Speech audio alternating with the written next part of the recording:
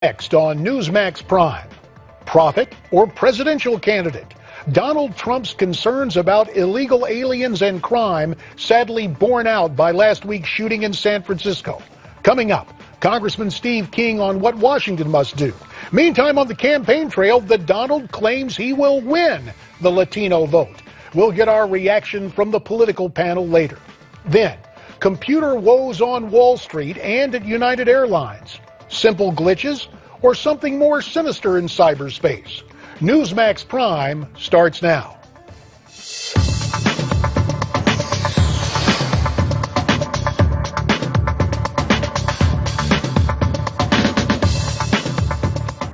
Good evening and welcome to the Wednesday edition of Newsmax Prime. I'm J.D. Hayworth. Of prime interest tonight, more outrage over that brutal murder of a young woman in San Francisco by an illegal alien. Now reports say the gun used by the alleged killer, Francisco Sanchez, actually belonged to a federal agent.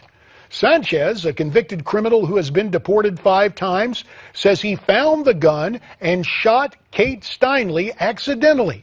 He made his first court appearance yesterday and pleaded not guilty. Meantime, sanctuary cities such as San Francisco are coming under increased fire from critics who blame those cities and the Obama administration for allowing criminals like Sanchez to evade deportation. But not everyone believes the administration is to blame.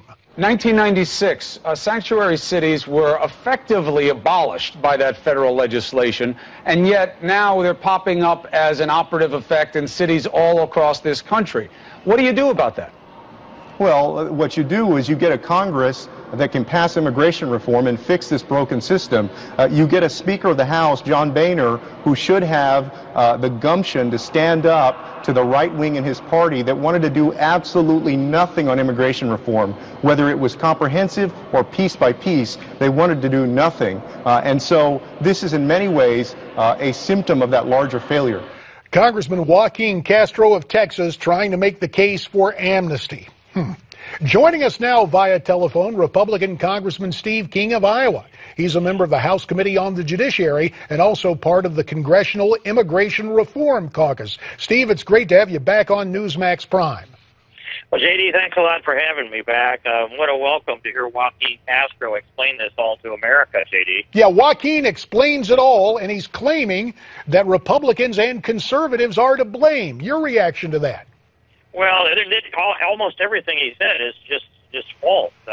Yes, there was a law that was passed in 1996 that abolished sanctuary jurisdictions, cities, states, counties, you name it.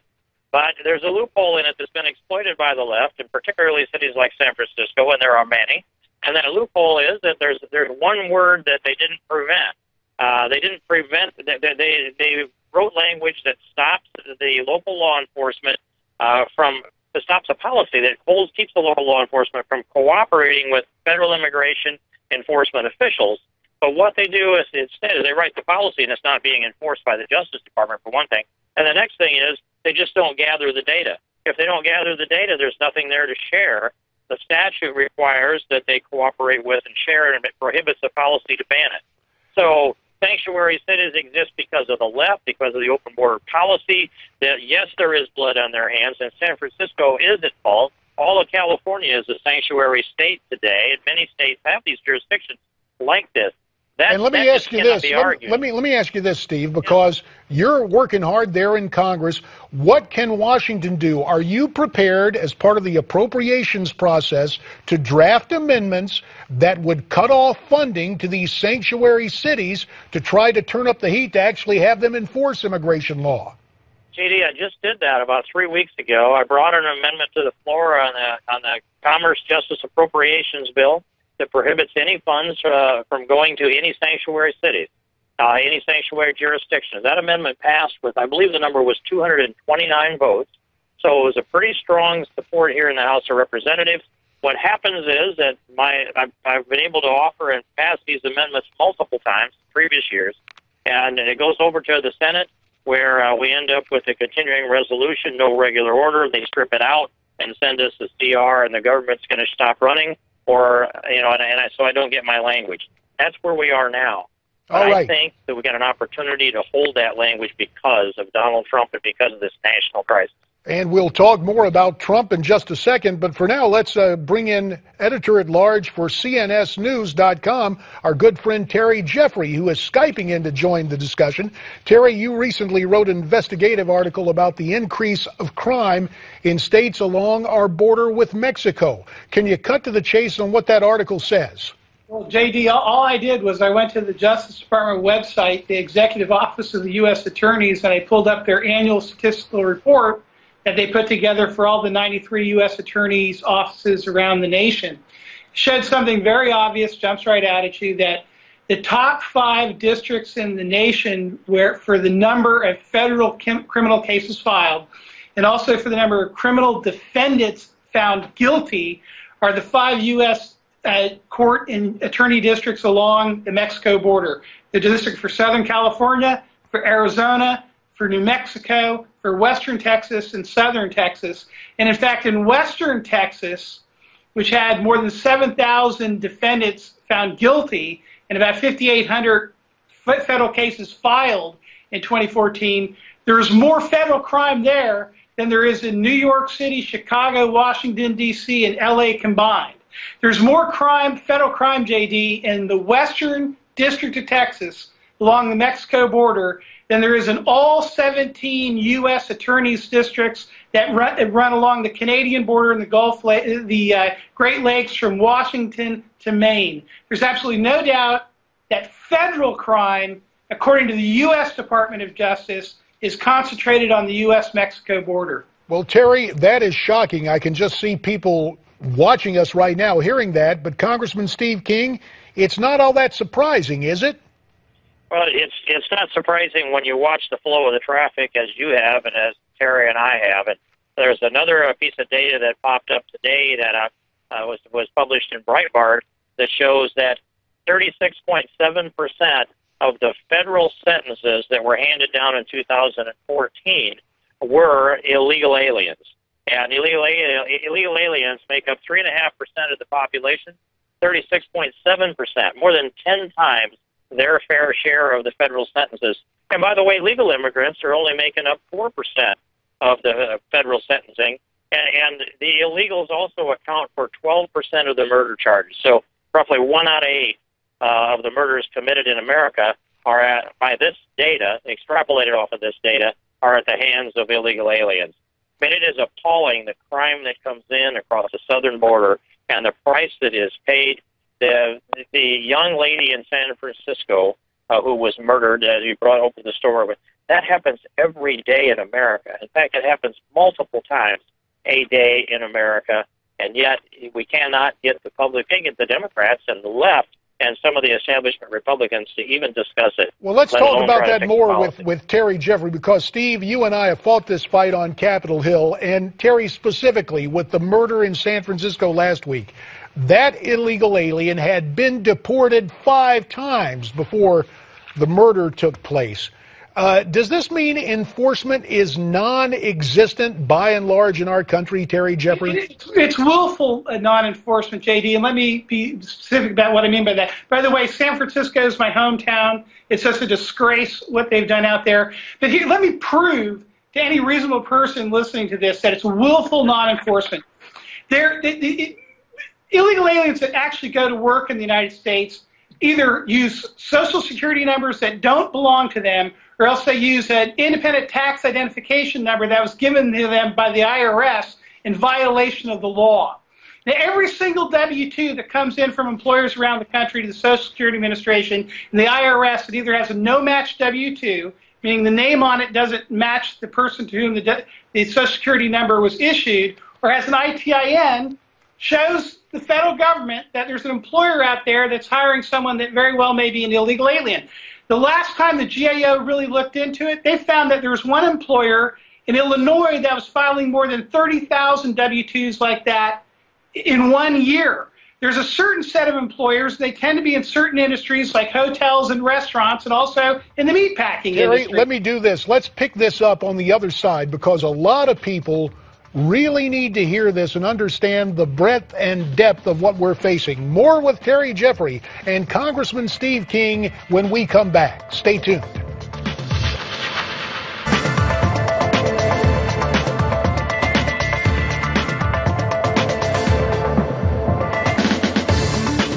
The irresponsibility that Donald Trump has been doing in the past couple of weeks now, trying to relate immigration, illegal immigration, criminality, and Mexicans. There are 33 million Mexican Americans in this country, 22 million of whom are born in America, are American-born citizens. Yet Donald Trump talks about immigration as if it's a Mexican problem.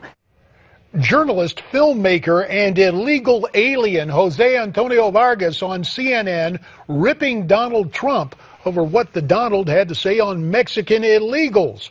And just look at the point it's gotten to. An illegal saying Donald Trump is outrageous. My goodness. Let's bring back our guests. We're very pleased to be joined via telephone from Capitol Hill by my old colleague, Iowa Congressman Steve King. We also have via Skype Terry Jeffrey, editor-at-large for CNSnews.com. Terry, you've been on the Hill for a while. You grew up out in San Francisco. To see illegals come on and claim that those of us who want to see law and order are somehow the extremists, what on earth is this country coming to? Well, JD, it's outrageous also in this sense. If you have two people in Mexico, one's a decent, honest person who wouldn't break the law, who wouldn't lie, and the other doesn't care if he lies and breaks the law, which one's going to illegally immigrate to the United States and which one is going to go through the legal process? If you're unwilling to break the law, if you're an honest person, you're not going to illegally cross the U.S. border, use false IDs, use someone else's social security number, and illegally work in the United States. And what our government has done is said to the person who wants to immigrate legally from Mexico, we don't care about you. We're going to give an advantage to an habitual lawbreaker to come to our country. And we should point out it is not Mexicans alone, others from Central America, heck, people from Ireland and for Iceland, for all I know.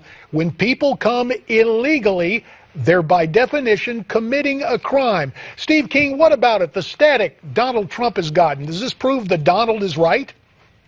Well, it sure must. I mean, I've had it directed at me. First, I'd add that 2/3 of the illegal immigrants in the United States are from Mexico. So if one's going to make a reasonable assumption, that's a place to start drawing a reasonable assumption. It's not out of line what he has said, although there's more violence south of Mexico than there actually is in Mexico. Here's what I put out. I put out a tweet here, 4 or 5 days ago that said, if you believe that what Donald Trump said was, first it was, is telling the truth, is being factually accurate, an affirmative defense in the face of the politically correct court.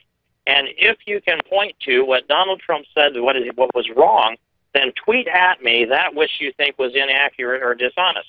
And so far I've got a couple little smart remarks on that, but no one has pointed out what they think Trump said was wrong because they identified it as a fact. So this position that Donald Trump has taken, and by the way, a week ago Saturday night, I heard speaking at Winterset, Iowa, the hometown of John Wayne, and he said 80% of the girls coming into the United States illegally are raped on their way through Mexico.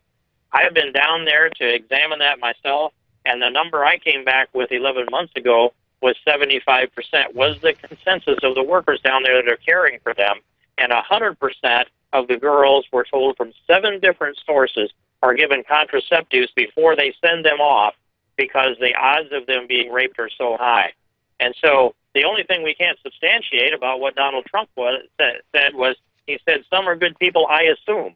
He used the word assume, I think, because there is no data on how many are good people. It just doesn't exist. Nobody's asked the question. Steve, I'm going to have more with you on Iowa in just a second, but I want to get a parting comment from Terry Jeffrey. Assumptions about this presidential race. Does this chorus from some of the establishment of Republicans and from the establishment of media that Trump is too extreme, is that going to hold up, Terry? No, and in fact, Steve King knows better than anybody else illegal immigration is a big issue in Iowa. I think it's also an issue in New Hampshire, and I think it's an issue with the Republican base.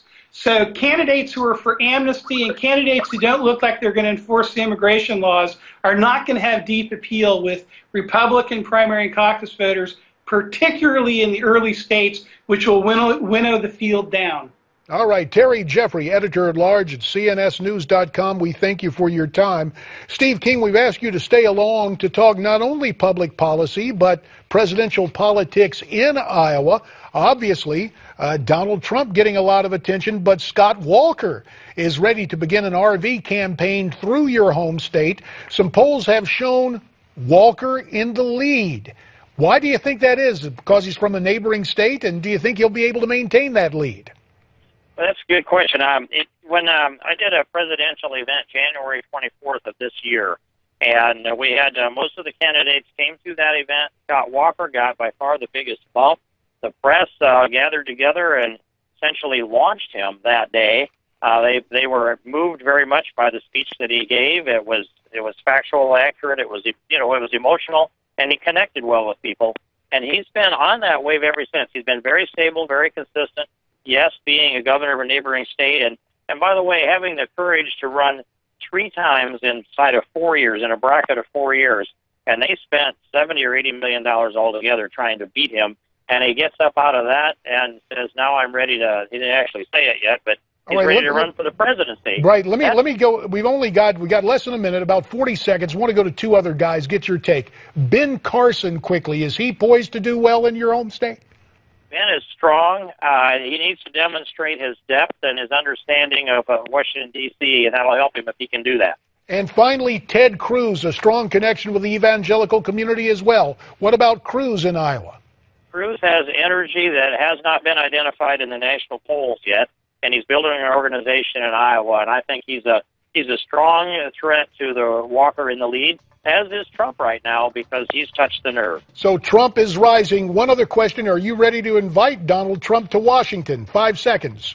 I want him to come and speak at my Conservative Opportunity Breakfast on the last Wednesday of January. Sounds great. I used to chair that. You bet. Steve King, we thank you for your time. There's more ahead on Newsmax Prime.